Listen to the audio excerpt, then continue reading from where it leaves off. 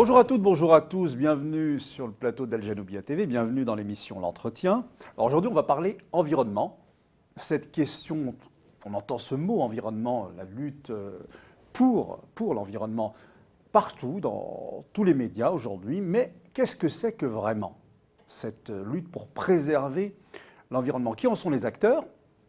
Et puis comment réagit à cela la société civile, vous et moi? Comment on est, sommes-nous invités à y réfléchir? Sinon, pourquoi? Et comment faire pour que, finalement, nous prenions soin de notre héritage commun, la planète Terre? Alors, qui est de mieux pour en parler que mon invité de ce jour, Michèle Saban, qui est présidente du R20. Merci d'avoir accepté notre invitation. C'est moi. Alors, on vous a connu d'abord comme membre très important du Parti socialiste. Alors, ma première question, ce sera de vous poser un petit peu où vous en êtes par rapport au Parti socialiste et comment vous avez vécu un petit peu cette défaite à des récentes élections présidentielles. D'abord, je suis triste. Triste de voir mon parti, celui qui m'a aidé à devenir qui je suis, avec qui je me suis fait beaucoup d'amis, mes camarades. Mais j'ai une inquiétude, c'est qu'ils n'ont pas évolué avec le siècle. Oui. Souvent, on fait des références à nos ancêtres penseurs, Jaurès, Blum, j'allais dire. de temps en temps Mitterrand, mais c'est tout. Comment le monde se serait arrêté à ce moment-là? Comme si on refusait d'entrer justement dans le 21e siècle, qui est le siècle... Exactement. Et moi, comme élu local, parce que j'ai été pendant 16 ans vice-présidente de la région Île-de-France, comme élu local, j'ai subi les échecs électoraux depuis 2002. Et mon parti, au lieu de réfléchir, de revenir sur une pensée, je dirais, social-démocrate, qui aurait pu s'inscrire dans une Europe démocratique, comme on le veut, économique, écologique, l'Europe dont on rêve, a mis ça sous le tapis en disant on verra ça plus tard.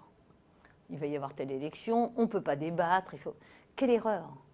Ça a été une erreur stratégique, parce qu'aujourd'hui, si on en est là, c'est parce que le Parti socialiste s'est vidé de ses penseurs, s'est vidé de ses militants, de sa force vive. Mais nous étions tous dans l'attente de voir un sursaut, quelque chose. Alors souvent on dit on attendait l'homme providentiel ou la femme providentielle. Mais attendez, moi j'ai assisté à des dîners en ville, comme on dit, où j'entendais des choses insensées. Moi j'ai adhéré au Parti socialiste en 1979. Je suis une génération Jospin et j'en suis fière. Parce que grâce à lui, beaucoup de femmes ont pu accéder à des postes électoraux importants grâce à sa loi sur la parité. Mais quel chemin parcouru depuis 79-80 ? Il y a eu François Mitterrand, il y a eu des hommes et des femmes qui ont porté une pensée socialiste. Alors c'est vrai qu'il y avait les chevènementistes, il y avait les rocardiens, il y avait les mauroyistes, il y avait les fabusiens. Mais ce n'étaient pas des clubs, c'était des courants de pensée. Et dès le moment où on s'est transformé en club de chasse, c'est fini. On allait chercher, c'était la cour aux militants pour avoir un nombre de cartes. On a perdu notre identité de parti politique. Puis je crois qu'il fallait aussi passer à autre chose. Le peuple ne se reconnaissait plus dans ces partis. Le peuple français ne s'est jamais reconnu depuis, allez, on va dire une vingtaine d'années, dans la représentation des partis politiques, même à l'Assemblée nationale. C'est comme pour les syndicats. Regardez, ils subissent la même érosion. Donc, comment changer de logiciel? Puisque souvent, sur les plateaux, mes collègues ministres ou autres disaient « il faut changer de logiciel ». Mais changer de logiciel, savez-vous ce que c'est qu'un logiciel? C'est de penser autrement, c'est de faire autrement, c'est de regarder et d'écouter autrement. Donc moi, j'ai pris un peu du recul, c'est vrai. Quand Arnold Schwarzenegger m'a proposé de prendre cette présidence, j'ai pris un peu de recul. Je fais de la politique, mais autrement, à travers de l'environnement. Et vous allez voir combien c'est très important. Mais le Parti socialiste, de toutes les façons, ne pourra plus être ce qu'il était avant. Oui, c'est sûr. Il y a un avant, un après. Un avant, un après. Et puis bon, moi je... Ou mourir. Mais il est mort. Non. Il est mort parce que ça fait depuis 2002. Vous vous rendez compte? Attendez, est-ce qu'on a eu un arrêt sur image? Qu'est-ce qui s'est passé en 2002? Front National au second tour. Non, Jospin qui... le plus grave, à mes yeux, Mhm. c'est pas tant Chirac, Front National, Ouais. c'est que le Parti socialiste éliminé Au premier tour. au premier tour. C'est une première. Et là, on dit rien. Tout va bien. Tout va bien, Madame la Marquise, on met ça sous le tapis et on dit on verra ça parce qu'il y a les municipales dans 2 ans. Et rebelote aux municipales. Souvenez-vous combien qu'on a perdu de grandes villes? Strasbourg. On a perdu énormément de grandes villes, et je ne les ai pas en tête là. Mais on s'est dit, ah non, non, on en reparlera plus tard, parce qu'il y a les européennes. Et puis on allait d'élection en élection, sans même poser son crayon à se dire, qu'est-ce qui nous est arrivé? Vous savez, dans toute réunion de famille, quand il y a un grand malade, la famille se met autour, je dirais le veille, mais se pose des questions. Alors, justement, moi, je crois que toutes ces questions ne pouvaient pas se poser. Parce que on se les pose, comme vous dites, quand on est dans un environnement sain. Je crois que c'est pour ça que je salue et que ça m'intéresse, ça nous intéresse, cette lutte pour l'environnement. On va à toute vitesse. Et quand on va à toute vitesse, on zappe. On zappe. On a 2000 chaînes de télévision, 2000 stations radio, des quotidiens en veux-tu, en voilà. Mais où va-t-on? Et comment y va? Comment y allons-nous? Donc, parlez-nous maintenant, s'il vous plaît, de comment Schwarzenegger est venu vous voir. C'est un couple improbable, c'est vrai. Non, c'est moi qui suis allée le voir. Alors, comment ça s'est passé? Je suis à Copenhague, lors de la COP19, où l'ensemble des États se réunissaient sous des belles salles de réunion. Et les États fédérés, les régions, les villes, nous étions dans une salle à côté et en marge. Personne ne nous écoutait d'ailleurs, mais on parlait entre nous. Il faut vous dire une chose, c'est que moi, à l'époque, je parlais très peu anglais. J'avais l'anglais scolaire. Et donc, on était tous avec nos écouteurs, parce que je vous parle de ça en 2010. Et j'intervenais au nom des régions européennes, puisque je présidais à ce moment-là les régions européennes. Donc, il y avait le Québec qui était représenté par son Premier ministre, M. Jean Charest. Il y avait le prince Albert de Monaco. Il y avait le Premier ministre des Maldives, qui disait que dans très peu de temps, il allait faire son conseil des ministres sous l'eau. Et il y avait le gouverneur de Californie, Arnold Schwarzenegger. Pour moi, c'était plutôt l'homme politique. Je crois, je n'ose pas l'avouer, mais je peux le dire maintenant. J'avais vu un film. J'avais jamais vu un film de lui avant. Mais bon, parce que c'était comme ça. Et donc, il fait un discours qui m'émeut et qui m'intéresse énormément par rapport à l'évolution qu'il a mise en place en Californie, justement pour lutter contre le réchauffement climatique, parce qu'il faut vous rappeler une chose, c'est qu'au moment des accords de Kyoto, seul Arnold Schwarzenegger, gouverneur de Californie, les avait signés comme américains contre l'ensemble des autres États et le président Bush père. Donc il y avait du sens à son investissement dans l'environnement et pour la planète. Et donc j'ai voulu absolument le rencontrer. Je vous passe les détails parce que bon, il a fallu aller à Sacramento, où il m'a reçu. Donc je peux vous dire qu'entre le moment où j'ai eu le rendez-vous et le moment où je l'ai vu, je me suis fait une immersion totale à Londres pour avoir un anglais parfait. Parce que ça aussi, ça fait partie de la démarche, je dirais, de conviction. C'est si vous êtes convaincu de quelque chose, pour pouvoir l'expliquer, il faut se donner les moyens. Et donc il m'a dit, OK.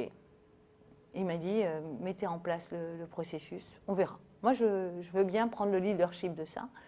Un mois après, on a déposé à Los Angeles, le siège est à Genève, le siège administratif. On a déposé à Los Angeles le R20, qui, ce sont les 20 régions les plus riches du monde, en termes de solidarité vis-à-vis des régions les plus pauvres. Alors, elles sont dans plusieurs continents, ces régions? Ah oui, oui, dans tous les continents. Aujourd'hui, nous vous avez qui en Afrique? Allez, en Afrique. En Afrique, il y a Côte d'Ivoire, la Tunisie, Tunis est membre, le Maroc, Oran en Algérie, puisque nous avons inauguré il n'y a pas très longtemps une usine de retraitement de déchets. Alors vous allez me dire, mais il y en a partout. Mais vous savez ce que la petite cerise sur le gâteau, je dirais, parce que ce qui m'intéresse, ce sont les citoyens. Moi, c'est pas moi, l'intérêt, c'est pas moi, c'est eux. C'est qu'on a formé la population d'Oran, 160 000 personnes, à trier, pour apprendre à trier ces déchets. Et nous avons formé 200 jeunes, sortis du système scolaire, mais on pourrait le faire ici, à Montreuil, à Pantin, on pourrait le faire ici. On les a formés pour travailler dans cette usine. Aujourd'hui, vous avez 200 jeunes oranais qui travaillent, qui ramènent un salaire, qui sont sociabilisés, je dirais, et qui ne traînent pas. Oui, qui participent et qui participent au bien-être de la planète. Eux. Voilà. Et ça, pour moi, c'est un réconfort. Alors vous parliez de la Tunisie aussi. Vous êtes né en Tunisie, vous-même. Alors, je suis née en Tunisie et je ne désespère pas. Je dois y aller bientôt. Je sais qu'à Gabès, par exemple, là, il y a eu un plan d'action qui a été mis en place, qui est très fort. Parce que ça aussi, si vous donnez à cette jeunesse qui n'en peut plus, pas simplement de l'espoir en parole, mais de l'espoir en action. C'est pour ça que je me définis comme une action tank. Je ne suis pas un think tank. Tout le monde réfléchit à l'avenir. Mais celui qui réalise, c'est celui qui apporte des solutions. Et moi, je ne désespère pas de faire en Tunisie, et d'ailleurs, j'ai pris beaucoup de contacts pour pouvoir travailler avec les régions, pour essayer de mobiliser les femmes tunisiennes. Parce que c'est elles qui transmettent. Alors comment elles répondent? Ah bah, elles répondent, elles font beaucoup de choses. Ça, on a été à bonne école, puisque ma propre mère était dans le mouvement de Wassila Bourguiba pour l'indépendance des femmes tunisiennes. C'est comme elles qui ont donné l'exemple au monde. Je suis désolée, mais c'est comme ça qu'on a regardé les femmes tunisiennes. Et donc, c'est de dire, cette révolution tranquille, parce qu'elles ont mené une révolution dangereuse, elles ont bousculé la Tunisie, mais elles n'ont pas eu de retour là-dessus. Je dis, maintenant, vous avez un rôle. L'environnement, c'est votre avenir et l'avenir de vos enfants. Et je suis convaincue que par là, on va pouvoir aller tranquillement sur des solutions, et voire même... parce que moi, je suis retournée en Tunisie, mais ça m'a fait mal quand j'ai vu ces sacs plastiques jetés partout. Vous descendez de l'aéroport, j'avais jamais vu ça auparavant. Donc, c'est pas à moi d'apprendre. Elles savent, ils savent ce qu'il faut faire, mais il faut leur donner les moyens de le faire. Il ne faut pas dire il n'y a qu'à Faucon, il faut contribuer à ces moyens. Alors c'est pour ça que j'ai mis en place un fonds vert pour les femmes, qui va s'ouvrir sur beaucoup de régions dans le monde, et la Tunisie sera ma priorité. Ça c'est au-delà de l'affection que j'ai pour mon pays, mais c'est aussi... moi, j'ai un problème. La Méditerranée, c'est ma mer à moi. C'est notre mer. C'est le berceau. Hein, et ben moi, j'ai du mal à me baigner dans la Méditerranée. Quand on voit ce qui se passe dans la Méditerranée, comment vous pouvez aller vous baigner dans la Méditerranée en disant « il s'y passe rien ». Mais il se passe des choses graves. Et l'environnement est responsable aussi. Il n'y a pas simplement que l'économie. Moi, je suis pour les 3 E. Éducation, économie, environnement. Est-ce qu'il n'y a pas une contradiction importante qui freine même la préservation de l'environnement quand nos sociétés nous incitent à consommer toujours plus? Vous parliez de sacs qu'on retrouve partout. Ces sacs, c'est quoi? C'est la conséquence de cette société de consommation complètement folle qui maintenant domine. Alors, elle dominait uniquement dans les pays de la triade, très bien. Oui. Mais maintenant, elle domine aussi dans les pays émergents. Et tout le monde, tout un chacun veut se reconnaître là, veut l'intégrer, veut l'intégrer pleinement. Donc, est-ce qu'il n'y a pas là une contradiction très importante? Mais justement, c'est pour ça que je mets le E de éducation en premier. Parce que ça part de la maternelle, ça part de la petite enfance, ça part du tout petit, qui, une fois qu'il a appris ce qu'il ne faut pas faire, eh ben, il le porte chez lui. Moi, j'ai mes petites filles, par exemple, c'est elles qui m'ont appris à trier. Elles vivent en Bretagne. Quand j'allais chez elles, je mettais tout n'importe comment. Et il y en a une qui avait 3 ans à l'époque, qui m'a dit « Mais attends, tu fais pas ça ?» Et j'ai pris conscience. Mais je pense que vous ne mesurez pas la prise de conscience dans le monde par rapport à ça. L'accord de Paris, le mérite de l'accord de Paris, c'est que Laurent Fabius a pris une décision, c'est d'associer le citoyen, la société civile, les villes, les régions à ce grand mouvement de décision. Ça n'a pas été simplement que les grands pays pollueurs, non pollueurs ou autres. Il a pris conscience. Et à partir de là, tous les pays, et notamment pour parler de l'Afrique, ont fait pareil, ont mis leur société civile, leur ville, leur région au travail là-dessus. Et aujourd'hui, on voit une évolution. Et l'éducation est prioritaire. Pourquoi? Parce que par l'éducation, vous régulez aussi une situation environnementale et une situation économique. Écoutez, aujourd'hui, les femmes en Afrique, je parle de l'Afrique subsaharienne, n'ont pas droit aux terres arables. Elles ne peuvent pas faire de l'agriculture. Elles ne peuvent pas posséder un lopin de terre pour faire pousser des tomates, et des concombres et des piments. Mais quoi? C'est dans la loi? Qu'est-ce que c'est ça? Ah ben c'est la loi ancestrale. D'accord, c'est la tradition. C'est la tradition, donc ça veut dire que les chefs de tribu refusent, les femmes n'ont pas le droit à ces terres. On leur donne des terres de caillasse, Et au Tchad, c'est ça. Bon, elles arrivent à en faire des lopins de terre, des vergers. Mais moi, je souhaite interpeller les chefs d'État. Et là, au mois de novembre, à Abidjan, il y a un sommet Europe-Afrique. Donc d'ici là, j'aurai beaucoup de travail à faire. C'est de convaincre les chefs d'État de demander à leur gouvernement de revenir sur cette loi. Parce que si vous revenez sur cette loi, vous leur donnez les moyens de vivre. Alors là, on parle par exemple des femmes divorcées ou des veuves. Ah non, alors les veuves, c'est encore autre chose, c'est encore plus grave. Une femme veuve n'a plus rien. On lui retire tout. Et je travaille beaucoup avec Yamina Benguigui, qui est présidente des femmes francophones. Et elle fait bouger pays par pays cette loi. Et ça, vraiment, on lui tirera, je pense qu'elle elle porte en elle un sujet majeur pour les femmes d'Afrique. Parce qu'une femme qui devient veuve, au-delà de la peine qu'elle a, on lui retire tous ses enfants, c'est ce qu'elle a, tout. Elle crève de faim. Ah non, mais on la chasse, tout simplement. Donc, il faut...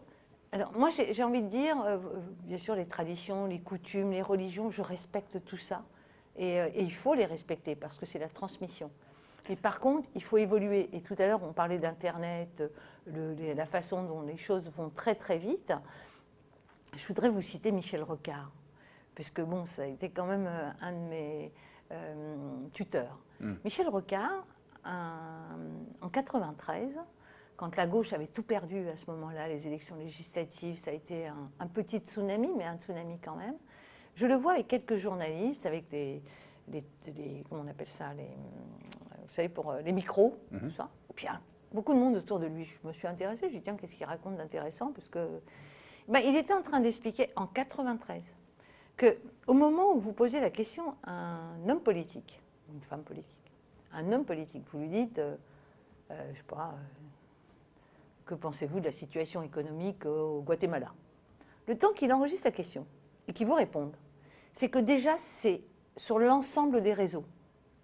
Et vous ne pouvez pas revenir là-dessus. Ça part. Et c'est Twitter, et c'est Facebook, et c'est Instagram, etc. Donc, il dit, il ne faut pas arrêter le progrès. Mais il faut prendre conscience que notre cerveau doit fonctionner différemment. Et ça, c'est une leçon pour moi. Et je pense qu'elle devrait s'adapter à tous les autres. Parce que les effets de manche, quand vous allez... quand je suis face à vous, on est seul là. Mais j'espère qu'il y a des millions de gens qui nous regardent et qui se disent, tiens, il faudrait peut-être qu'on y pense. Quand on laisse nos enfants sur Facebook, quand on laisse nos enfants sur Twitter, aller sur Internet, on dit, oh là là, c'est grave, il faut bloquer. Non, il y a une ouverture d'esprit. Il y a quelque chose. Il faut être vigilant sur certaines choses. Mais l'information aujourd'hui va plus vite que la lumière. Donc il faut savoir s'adapter et ne pas...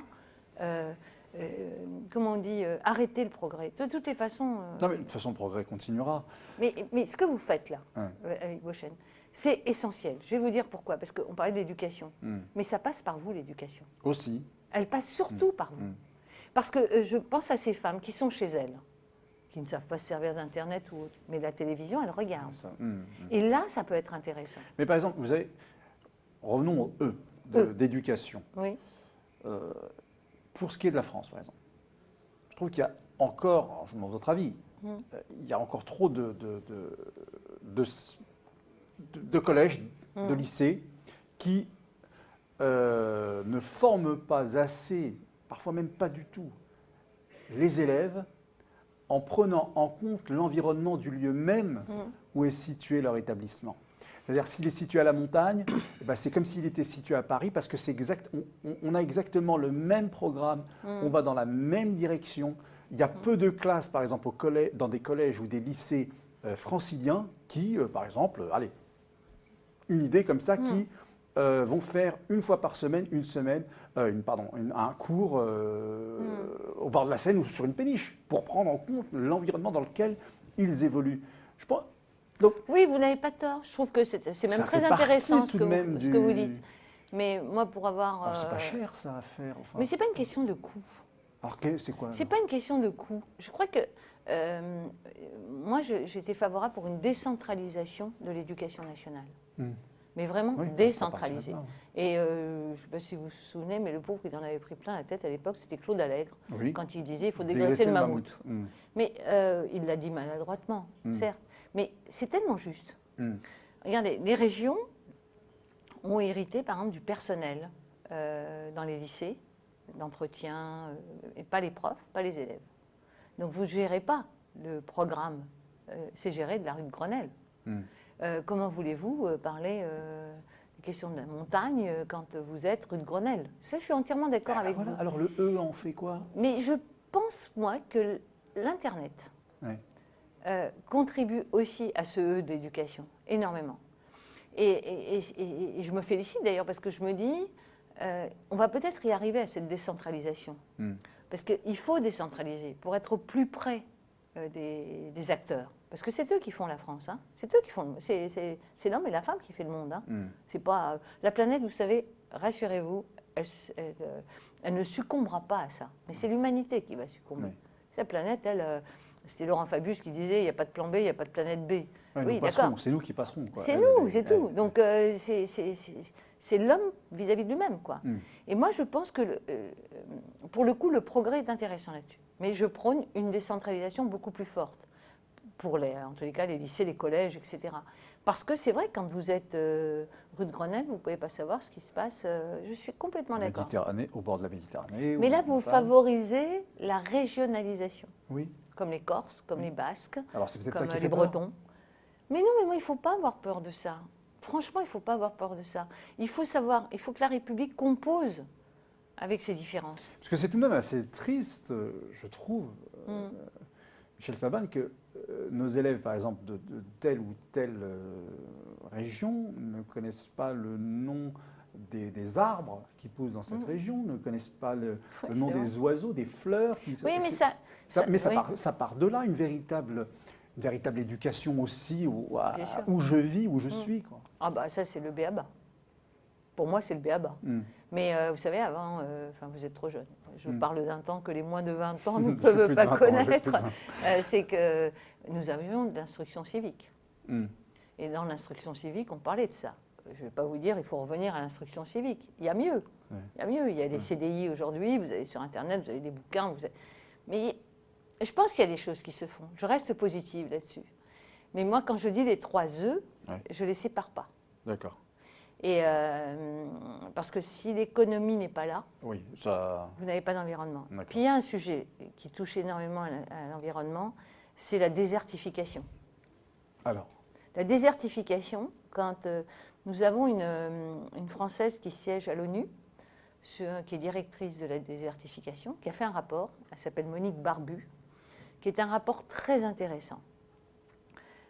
Là où vous avez des conflits aujourd'hui, c'est parce que les populations ont bougé du fait de la pauvreté, de la désertification et du manque d'eau et de vivres. Et vous le voyez partout. L'Irak, par exemple.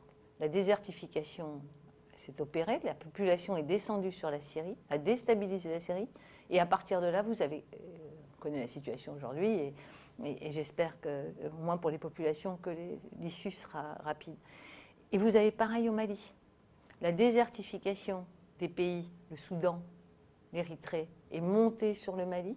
Les populations ont été déstabilisées et se sont créées des poches de gens qui ont subi ce qu'on voit aujourd'hui avec Boko Haram et autres.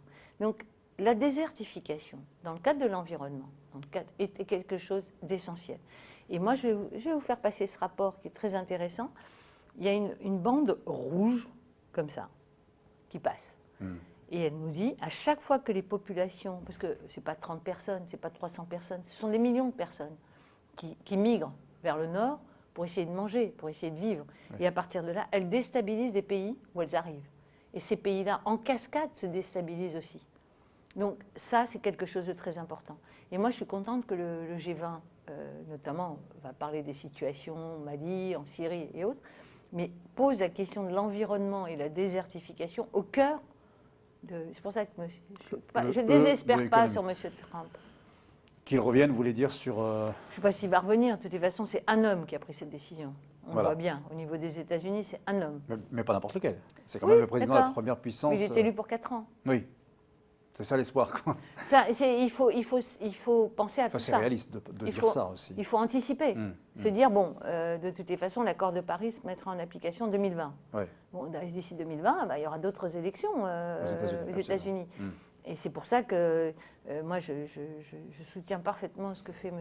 Schwarzenegger là-dessus, en disant c'est avec de la pédagogie qu'il faut avancer. C'est avec de la pédagogie qu'il faut aller voir les populations. Mais alors, est-ce qu'avec que de la pédagogie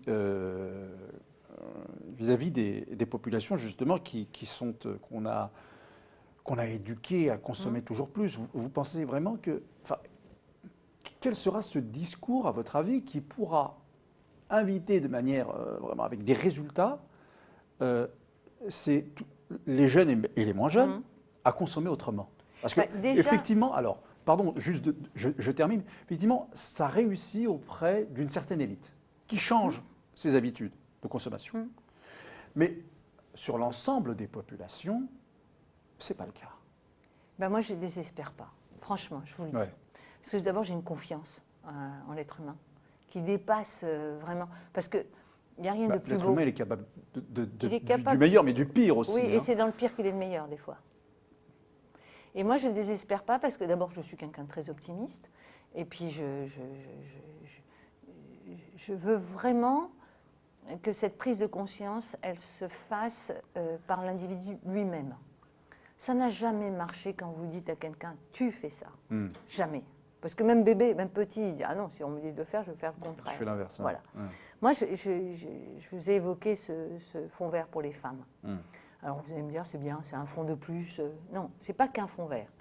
Il y a un projet qui accompagne ce fonds vert. Et j'ai vu avec Mme Brigitte Macron, j'ai vu avec Mme Ouattara en Côte d'Ivoire. Je suis en train de voir toutes les First Ladies, justement parce que c'est elles qui vont prendre conscience pour pousser dans leur pays. Je m'explique. Elles ont des fondations. Ces fondations travaillent sur le cancer du sein, sur le sida, sur l'éducation des filles, toutes, notamment pour l'Afrique. Mais je voudrais qu'elles rajoutent environnement. Eh oui, et formation à l'environnement. Et donc elles sont...